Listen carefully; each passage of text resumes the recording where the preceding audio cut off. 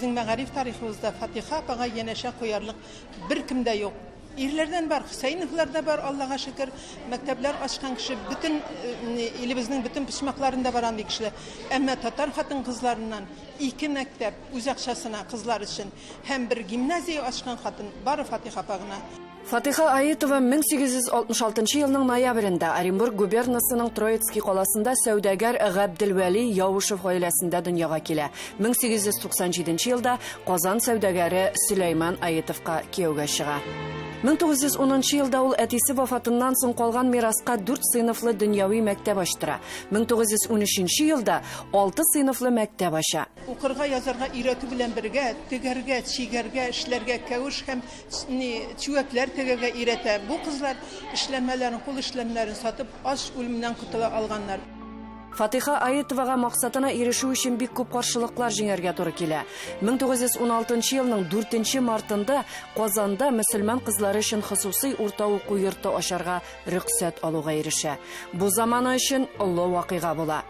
Фатиха Аитова оештырган гимназия укыту эшләре куелышының һәм укытыла торган фәннәрнең рус мәктәпләренекенә туры килгән бердән-бер уку йорты була. Ул татар кызларының дөньяви белем алуга булган ихтыяҗына тулысынча җавап бирә һәм милли зыялылар арасында таныла. 1918 елны бу гимназиясын аның Совет хөкүмәте битерә. Бөтен йортлары, бөтен мал-мөлкәтләре тартып алына һәм Фатиха апа үзе дә кирәксезгә әйләнә. Аның хәтта балаларын югары белем алырга уку йортларына да алмыйлар. Ул улы Якубны алып Бакуга китәргә мәҗбүр була, килене белән бергә. Аннан соң Фатиха апа улы Якуб тәрбиясендә тора. 1941 елга хәтле Мәгариф халык комиссары Исхак Рахматуллин үтенеч язып карый Мәскәүгә берничә тапкыр. Безнең мәгариф тарихында мәгарифкә күрсәткән хезмәтләре бик зур. Зинһар өчен персональ пенсия бирергә рөхсәт итегез дип Совет хөкүмәте кирәк тапмый.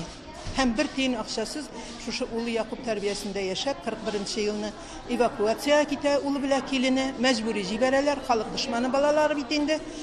Фатиха апа үзенең халык дошманы баласы, халык дошманы булган улы Йосыфның хатыны Мәрьям кулында кала. Ул анда 16 ай буенча сандык өстендә җан һәм тән газаплары кичереп, шулай итеп җан бирә. Бүгенге безнең эшебез, я Раббым, Фатиха апаның рухына шатлык булып барсын. Белеп торсын, аны онытмыйбыз без, һәм аны унтырга мөмкин дә түгел. История нашей семьи связана с гимназией Фатихи Аитовой. Дело в том, что бабушка моего мужа, она училась в этой гимназии. 1913 года фотографии в семейном архиве у нас хранилось очень много лет. Когда я ее нашла, то первая задача моя стояла установить, во-первых, какой год фотографии. Я пошла в музей тысячелетия Казани. И выяснилось, что это у нас апрельская фотография 1913 года. А дальше так получилось, что в этом году у меня путь на машине лежал через Троицк. И зная, что там корни Фатихи Аитовой оттуда, я встретилась и с Краеведческим музеем, и с татаро-башкирским центром. Сфотографировала все материалы, какие у них были. Вера Петровна бүтән фотоматериалларны Фатиха Аитова музеена тапшыра. Ә инде ул урнашкан уку йортына килгәндә, хатын-кызларның Аккалфак иҗтимагый оешмасы тырышлыгы белән 1993 елда башлангыч мәктәп гимназия буларак ачыла. Драматург, Дәүләт Советы депутаты Туфан Миннуллин тырышлыгы белән 2011 елда гимназия барлык уңайлыклары булган яңа бинага күченә. Әйтәсем килә, менә шул чордагы кызлар укыган гимназияның принциплары бу гимназияга кайтсын иде дим. Гомумән кызлар укыган гимназияга кайтсын иде. Аның бит әгәр дә ул принциплар кайта икән, әхлагы кайтачак. Аның кызлар белән торган кул эшләре кайтачак. Хатын кыз ашарга пешергә тиеш шулар кайтачак. Гомумән бериңә ярдәмчелек дигән әйбер һәм бериңә тугрылык дигән әйбер кайтачак. Менә шушы әйберләрне әгәр дә без шушы музейында биреп бетереп шул әйберләрне һәм инде безнең кызлар тәрбияләнә торган гимназиягә да кертәбез икән, хәзерге чорга яраклаштырып, ул менә дигән күрсәткеч булыр иде.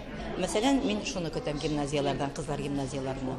Бу кызлар гимназиясендә укучы кызларыбыз белән без горурлана алабыз, чөнки аларның билимгә омтылышлары көннән-көн арта.